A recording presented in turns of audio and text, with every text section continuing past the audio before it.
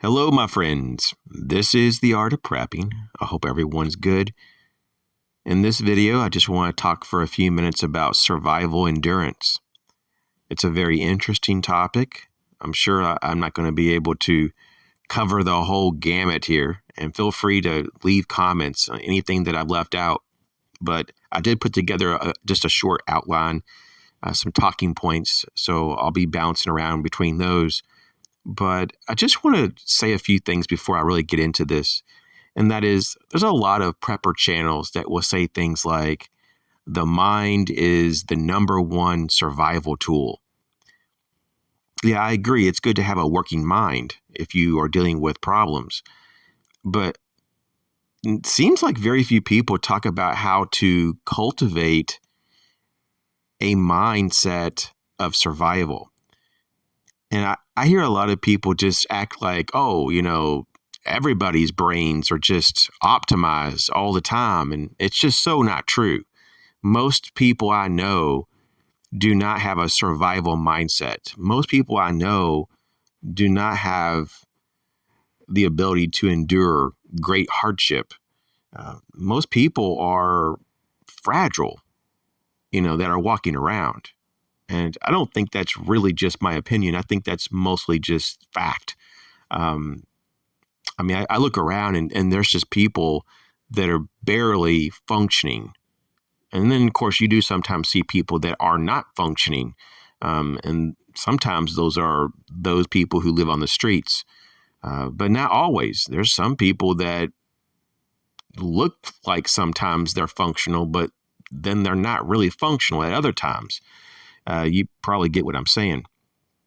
So if the mind is supposed to be our number one survival tool, though, then we need to really talk about how do we develop that mind? How do we develop that mind to get to that point that we can be full of the mindset to survive, and have this level of durableness, this endurance, this robustness.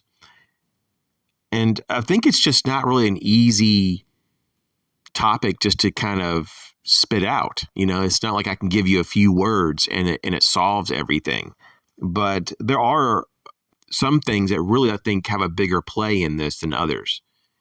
And a lot of this has to do with our body. And then some of this has to do with how we use our brain, or in some cases, how we don't use it. So I'm just going to start somewhere. And the first thing I want to say is that our elemental needs are extremely important. It gets overlooked all the time, though. In modern society, it's just like commonplace for people to just not get enough sleep, not eat good food. They're just nutrient deficient. It doesn't seem like it's a problem these days to get enough calories. It's not really like we're not really dealing with the calorie deficiency. We're just dealing with more of a nutrient deficiency across the board. So not enough sleep, not enough nutrition, not enough orderliness. And I'm talking like people just have too much chaos in their life. And I think that having a basic schedule, having some goals that are attainable, those things can really help bring about some order. But I think sometimes you have to remove yourself from certain environments or stay away from certain people, right? Or certain influences. So there's a lot there to unpack, but I'm just going to leave it at that.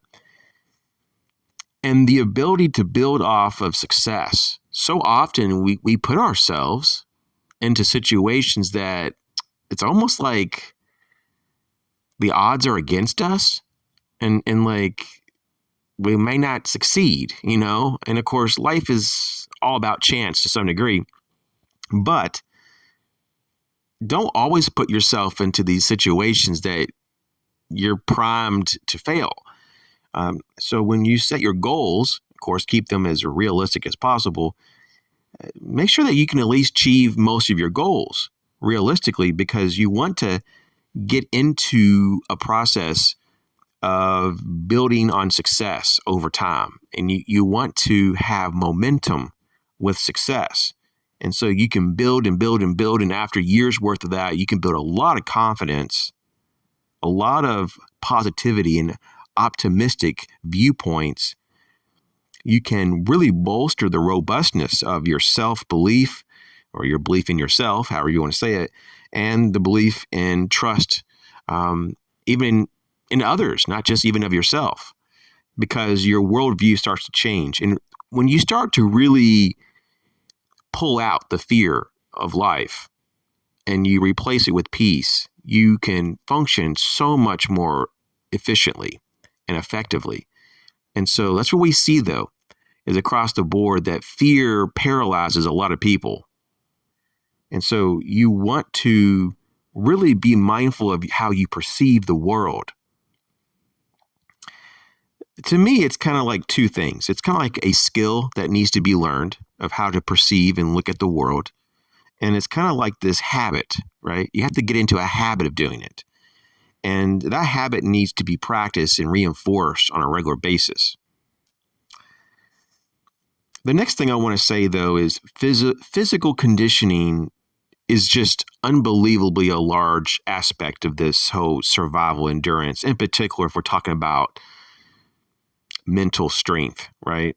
Mindfulness of how to be an enduring person in a high threat environment, in a survival situation. So what we see across the board in all the literature, and even with my own personal experiences, is that the more physically fit that we become, the more fit we are mentally, the more that we can endure more stress, and then we can regulate our stress hormones and just hormones across the board. Everything is just a lot more leveled and balanced. And we become more robust in just being a human being. We can deal with everyday life stuff so much easier. I don't know about you, but I've gone through periods of my life that I've not been very active. And then I've been through periods of my life that I've been very active. And I can just tell you that it's like night and day, how I feel and how I look, how I think. It's so important, though, for us to have clear thinking when we are faced with adversity.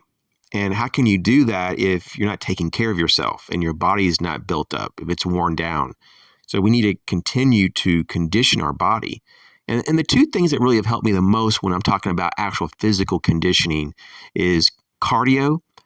And I mean, like getting your heart rate up. And for me, it's going on walks and then transitioning into jogs and back to walks and back to jogging. I don't do a lot of running. It's just really hard on my joints. I used to, when I was younger, I would jog and run. I would do it back and forth like that, like interval training. Don't really do that anymore. I just do the walking. I go like slow walk, fast walk, light jog, go back to fast walk, and then I cool down with the slow walk. And that's kind of how I do it. So cardio. The second thing is lifting weights. It's okay if you can't lift a lot. We all have situations. Some of us have had surgeries. We have just conditions, physical, ailments. You just do the best you can. Even if it's just 5 pounds, it's okay, And I've noticed that, for a lot of the conditioning, doing a lot of reps seems to really be awesome for strength and just overall, physical endurance. If you want to bulk up, you go with heavier weights. I typically just don't go with the heavier weights because I don't want to just look bulky. I really want to have more tone, but also have real strength. And of course, you can get real strength from doing heavy weights or light weights. But for me, I've noticed that lower weights, high reps, just give me the better results. That's just my experience. The last thing I want to say is spiritual maturity. It's very powerful to have a relationship with God. And because of that, this is just my own experience here speaking, but a lot of people I talk to have the same results, that you have a magnified view of what it is to be alive when you have a relationship with God.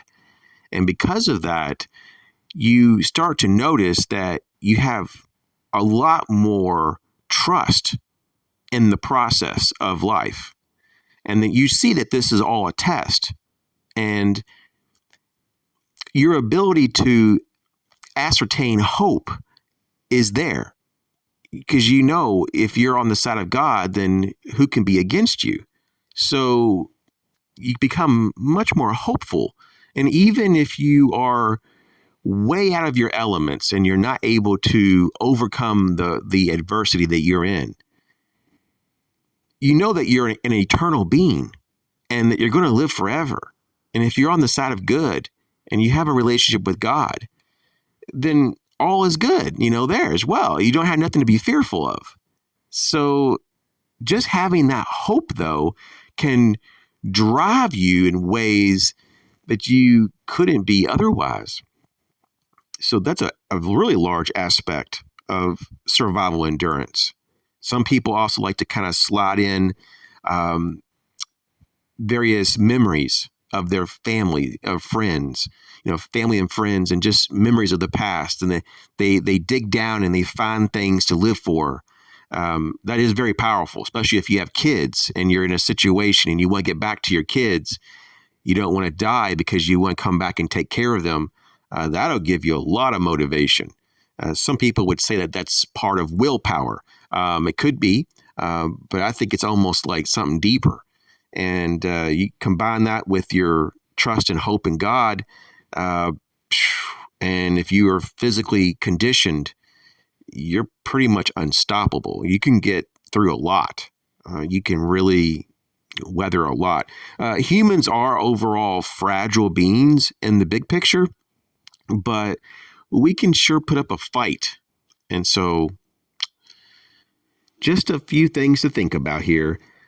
Once again, I would love to hear your thoughts on this topic of survival endurance. Thanks for your time. You guys take care. We'll catch you on the next video.